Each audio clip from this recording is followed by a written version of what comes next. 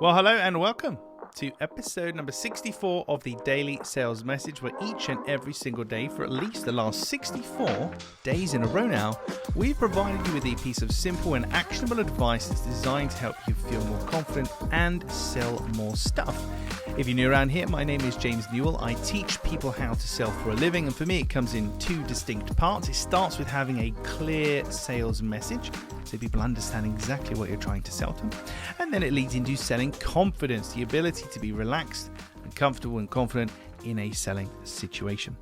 In this episode, number 64, we're talking about this, ignoring buying signals. Ignoring buying signals. I speak to lots of clients and students who spend so long being rejected and so long worrying about selling to people that when people are making themselves known, they just ignore it. It's a bit like when you can't realize that somebody is flirting with you or somebody fancies you. For everybody else, it's really obvious what's going on, but you're none the wiser.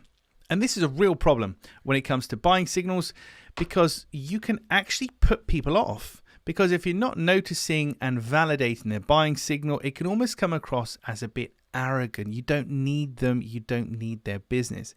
But what are buying signals? How do we know if somebody's going to want to buy from us?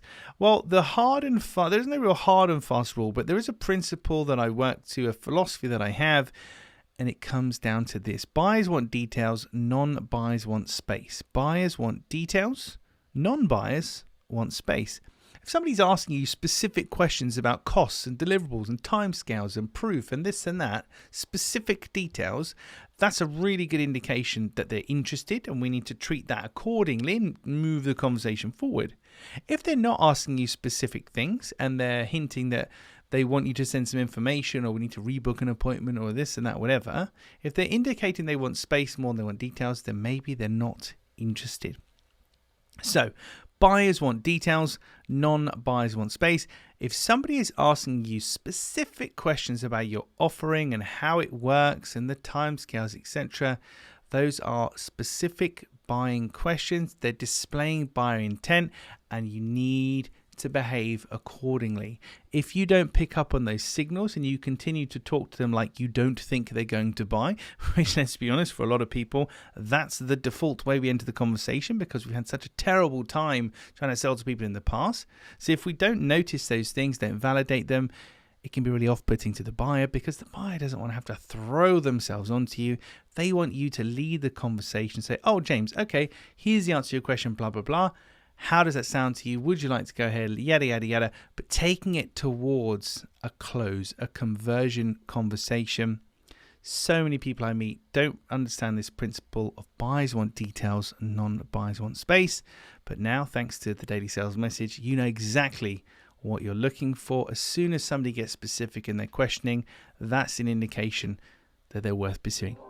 Well, that's it for this episode of the Daily Sales Message. Tomorrow, in episode number 65, a similar kind of sin, a similar kind of issue that a lot of clients and students have. And when I say students, I'm referring to, of course, UCL students, Birkbeck students, people at MIT. I do lots of work in universities and other organizations.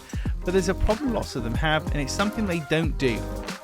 They don't do in a selling conversation, and they really should do. They really need to do it if they want to sell and move forward. But you have to tune in tomorrow to check that out. Thank you for listening. I appreciate you being here. If we're not already connected on LinkedIn, then feel free to reach out, connect, shoot me a DM. Tell me what you like about the Daily Sales Message. I mean, hey, tell me what you don't like. Ask me a question, connect with me. Always really nice to hear from my listeners, who are predominantly from America, UK, and Australia. But there's literally about 15 different countries on my little Spotify for Podcasters list of where my audience is located. So there's lots of people around the world that listen to the podcast. It just blows my mind. So what an amazing thing. I'm reaching lots of people with a great positive message, and I love what I do. Right, going to get all emotional now.